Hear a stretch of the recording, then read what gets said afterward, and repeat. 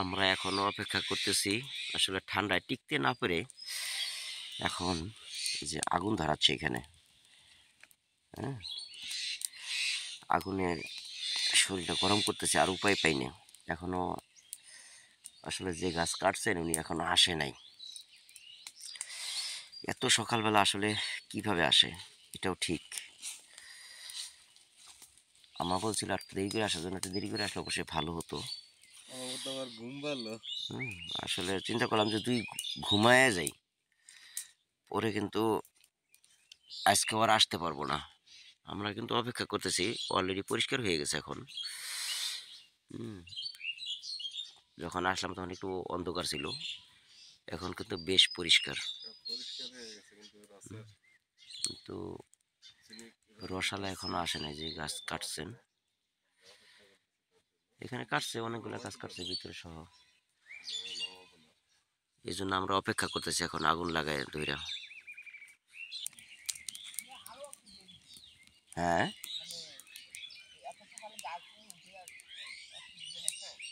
ও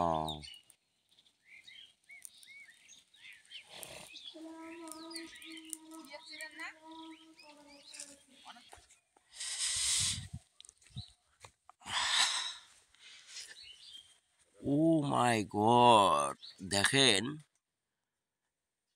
হাড়ি থেকে, হাড়ি ভরে 5 লিটারের হাড়ি ভর্তি হয়ে এখন গাছ বেয়ে নিচে পড়তেছে। হ্যাঁ, নিচে পড়তেছে, ওই যে পড়তেছে, গাছ বেয়ে তো পড়ছে, বোতল বেয়ে পড়তেছে।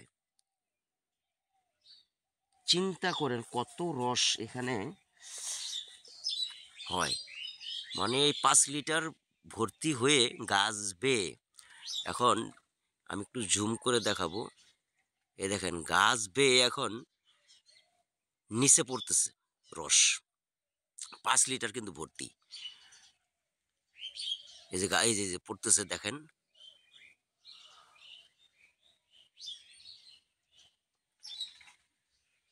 এত রস এই গাছে অনেক বেশি। দেখেন অনেক মানুষ এখন আসতেছে খেজুরের রস নেওয়ার জন্য। আমরা তো আসলে বোকার মতো অনেক রাত্রে এসে দাঁড়ায় রয়েছি।